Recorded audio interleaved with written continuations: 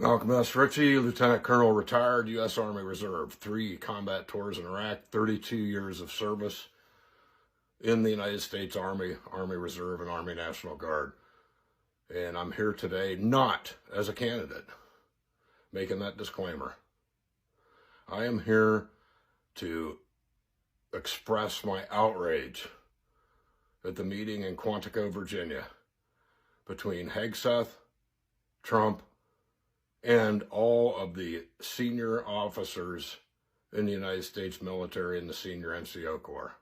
Those generals, admirals, and senior NCOs sat there in stone-faced silence, listening to the most outrageous speeches ever made in United States military history by the Secretary of Defense and the President of the United States. Secretary of Defense, on his ridiculous rant, trying to take to school generals, admirals, senior NCOs with 10 times the leadership ability, the education, and the experience that the failed Major Hegseth could ever begin to understand. And then they have to listen to the cognitively declined President of the United States, who I would now name as Dictator of the United States, tell this audience that they will be expected to wage war against the American people. That's exactly what Trump said. So don't get on here and try to tell me that he didn't say it. Training grounds in American cities. What does that mean? They're going to go in locked and loaded into American cities, American neighborhoods, and use American citizens as pop-up targets on a live fire training range? This is absolutely astounding abuse of power, which makes, by my estimation, Donald Trump a domestic enemy of the Constitution. Because my oath is to the Constitution, and don't you think for 1 minute, Mr. Trump, that there aren't millions of other veterans and retirees that feel exactly the same way. We are enraged. We are beyond enraged. And we will protest peacefully. And we will go out and vote for the candidates of our choice in the 2026 midterm election, which you better not even try to stop. If you try to stop that by force, that's the nightmare scenario. And I'm not saying by violence. I'm saying politically, basically, you're done, Trump. You're done, Hegseth. It won't be long before you're politically thrown down that dark, deep hole. But don't think it's not going to cause a lot of trauma on the American people as they clutch to the roots of the hole on the way down, trying to survive something that they cannot possibly survive, because this nation is a republic and it will not fall to a fascist regime.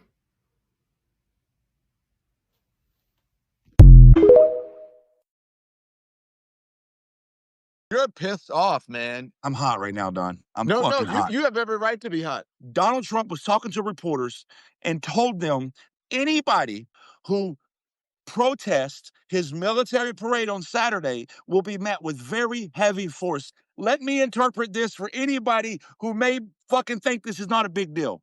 Tyranny is defined by government oppression of our human and civil rights. This is a civil, constitutionally protected right to assemble, to protest, to speak our voices, to speak our mind. We are allowed to protest as long as we do it within the confines of the law. And when the government is telling you that that protest will be met with governmental force, ladies and gentlemen, we have entered a new era of America. This is unacceptable. This is disgusting. This is tyranny. It's tyranny by an autocrat who said he wanted to be a dictator on day one. This is not what America is supposed to be. But I'm nervous for us. Because what president would say, if you exercise your rights under the Constitution, that you are going to be met with force? And what Don, president says that? That's not a real president. That's a fucking dictator. Don, I want you to close your eyes and imagine Barack Obama saying those words. Oh my gosh, the right would have gone crazy. I'm going to go ahead and tell Donald Trump and all his sycophants this. Fuck you. I'll see you Saturday.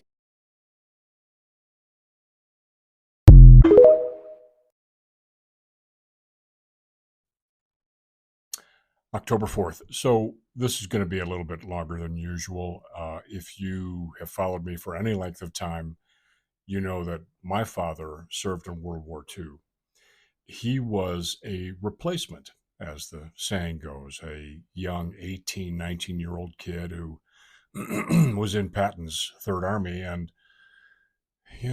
landed in Marseille, went through the Battle of the Bulge, and ended up helping to liberate Dachau. This quote struck home with me. This is from Adam Parkinson. He's in a group called Vets Against Trump. Quote, I've watched men bleed out in the Ardennes for a flag you're not fit to hold, let alone wrap yourself in. You think bluster is bravery. I led men through hell. You couldn't march through rain without whining about your hair. You dodged the draft, praised dictators, and called that strength. I stared down Rommel's panzers and pissed in the Rhine. You ran from bone spurs and hid behind Twitter like a spoiled child playing general. You talk about purging patriots and jailing dissenters. That's not power. That's cowardice in a cheap suit and a clip-on tie. I fought Nazis. You invite them. I liberated camps.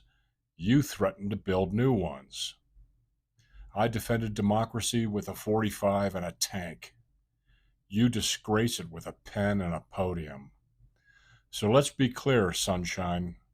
If you'd stood in front of me in '44 spewing this treasonous filth, I'd have you court-martialed so fast your gold toilet would have flushed itself. You're a disgrace to the presidency and this republic. And if you keep dragging this country toward dictatorship, history won't salute you, it'll spit. Army Staff Sergeant who fought World War II, shared by Vets Against Trump. It sums it up perfectly. I think my father is turning in his grave. He knew the difference between bluster and real men. Thanks. Talk soon.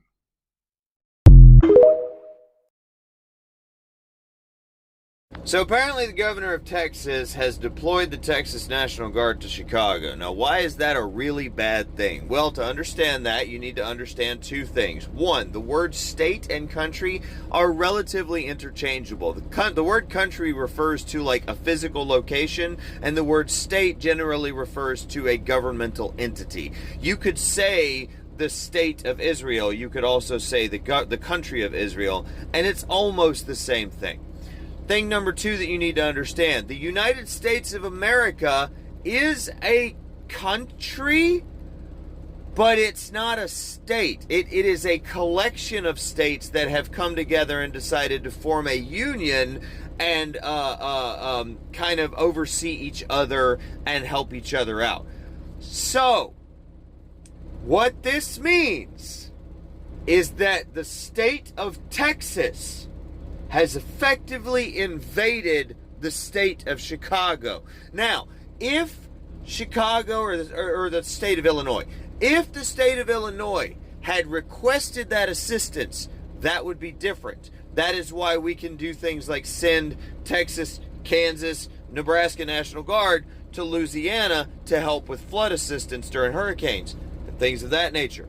But if a state has said, we do not want you here, and another state sends their military anyway, that is by definition an invasion of force. I mean, it just is. It just is. Effectively, technically, the state of Texas has invaded the state of Illinois, and I don't know what to do with that information.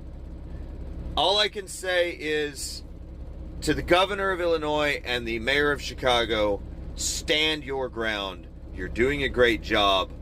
do not let them bully you. That's all I got. That's all I got. What do you guys think about the situation? I'm very curious to see what people think about this take.